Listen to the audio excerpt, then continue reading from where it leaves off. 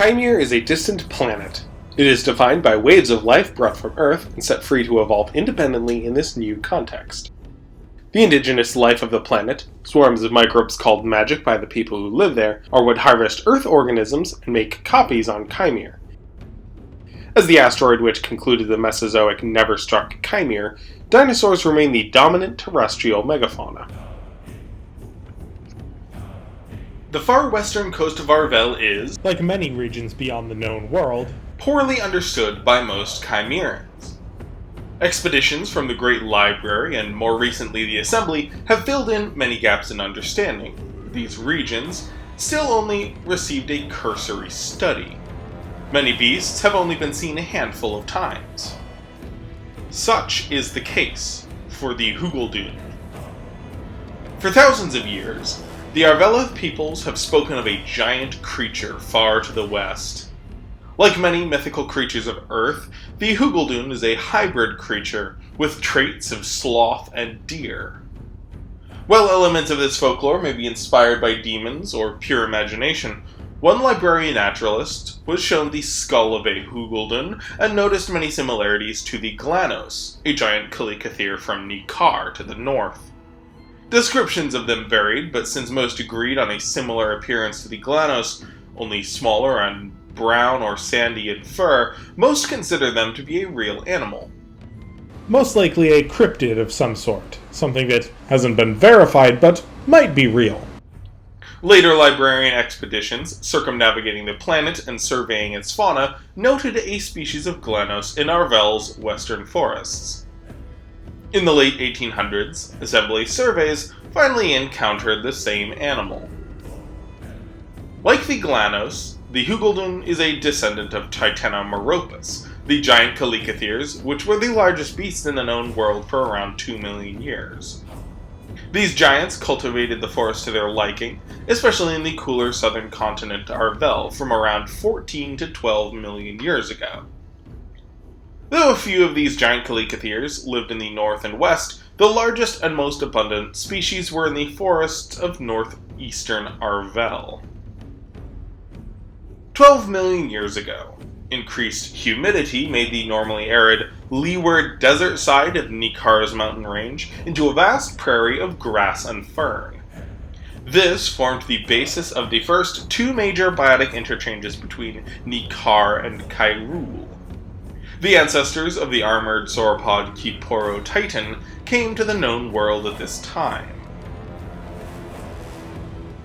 Although not especially enormous for titanosaurs, these 55-foot-long, 15-ton giants were considerably larger than anything in the known world at the time, especially considering sauropods are so lightly built that they are often quite a bit bigger than their raw tonnage might suggest. The largest chalicothere stallions may have come close to their 15 tons, but were notably smaller even at the same mass. This favored titans in direct confrontation, but the tide turned on chalicotheres so quickly because of the discrepancy in the two animals' rate of reproduction. A titan cow can lay an average of 40 eggs in a season, with dominant matriarchs laying as many as 80. This tried and true reproductive strategy, in which duels for mating rights often leaves one or more males in the area dead, and their bodies stink up the region and draw in large scavengers, by the time the male decomposes and the scavenger leaves, the buried eggs have been masked in scent.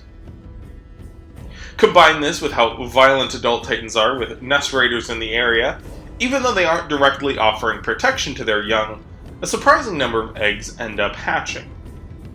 The young are covered in spikes and mimic cobras to further deter predators, so not as many fall to these nest raiders in their mass dash to the closed forests one might expect such an R selection strategist, especially with larger siblings from earlier years offering protection. If you compare this strategy to the fact that a giant chalicothere has a 2-year pregnancy for a single foal, it's not surprising that titans drove the competing mammals in their domain to extinction in the geological blink of an eye. Later mammals managed to work around them, as we saw in the olifants and sloths, but these generally avoid Titan gardens and stick to closed forest and highlands respectively. The forest chalicotheres quickly went extinct, but two species on the fringes didn't compete with the Titans, found settling for less desirable territory and up being critical for their survival. The same biotic interchange which welcomed Titans into the known world also allowed the species adapted for more open terrain to migrate north. They spread to Hyrule before the climate changed and closed the foliage bridge which sustained their passage. Though they went extinct in Nikar, this lineage would go on to have a lot of success in the open terrain of northern Hyrule, and eventually return to the known world 12 million years later in the form of the Glanos as Hausi Prairie spread south. We will learn more about the spread of this grass and its impacts on the known world in the first episode next month. The rotation of Arvel, its mountains, and a shift in wind and water currents cut off a portion of the forests, which quickly became isolated by a desert. An annual monsoon season meant this forest became quite verdant for a few months, but normally was little more than a desert. The condition persists to modern times. Some animals are residents of this forest, although oasis hopping is often preferable for larger animals, like the giant camel and local sauropods. Hugoldun mares stand between 6 and 7 feet tall at the shoulder and between 2 and 3 tons, while most stallions are around 8 feet at the shoulder and weigh 6 tons. With the largest stallions weighing 9 tons, Hugoldun are among the largest of the residents. They can survive in these forests year-round thanks to their height. Though most have a sandy brown pelt, a dark pelted morph has been recorded numerous times. Doesn't appear to be true melanism, as their legs are still quite bright, but just a regional mutation. The mangrove forest on the coast are the only trees with regular water, so they have leaves year-round. The water is, of course, quite saline, consider it's directly from the Bay of Timugai. Mangrove trees are able to shed this salt from their leaves.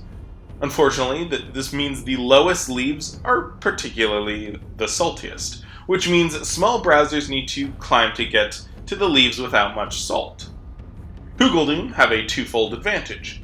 Their size and enormous kidneys means they can handle a lot of extra salt, and their height means that they can get to the high leaves and minimize salt intake even though they are bulk feeders. Because of this, these resilient giants are able to persist in the mangrove swamps through the harshest months, then return inland to the forest when they reawaken during the monsoon season. For around 9 months throughout the year, the Hugoldun is the most enormous animal in the forest by a considerable margin.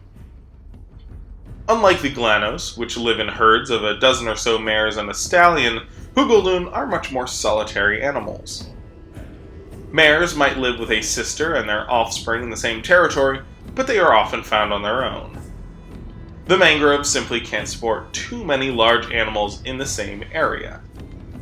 Occasionally they follow Titans and camels inland to oasis hop. Stallions are much more nomadic, wandering along the coast and foraging. Young stallions are much more likely to follow other giants inland to seek out oasis forests during these dry months, growing and bulking up with their homes are dry, but old and dominant stallions tend to prefer to remain in the coastal forests. This way they are able to dominate feeding opportunities and bulk up for mating, which occurs halfway through the monsoon season. When the rains do come, the plethora of browsing opportunities present themselves. The once skeletal forest comes alive with green. Many trees in this forest are deciduous and grow a new set of leaves after the first rain. The storms aren't always predictable, so the migratory species often get back a week or two after the storm, so the Hugoldun residents enjoy exclusive access to the higher branches early on. There are 3 predators that hunt Hugoldun, with even the largest stallions being on one hunter's menu, but we will discuss these and other resident and transient animals that call this forest home next week. Thank you so much to Ian for sponsoring this series. The forest this animal calls home is the focal point of the story I'm working on, which I will discuss in greater detail next week. It is a novella chronicling the Assembly's study gone horribly wrong. Until then, stay fantastic, everyone. Cheers, folks!